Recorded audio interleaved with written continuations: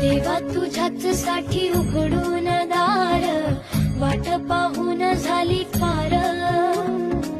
चिंता हरून देवा थकला असणार, दे माझ्या खांद्यावर भार।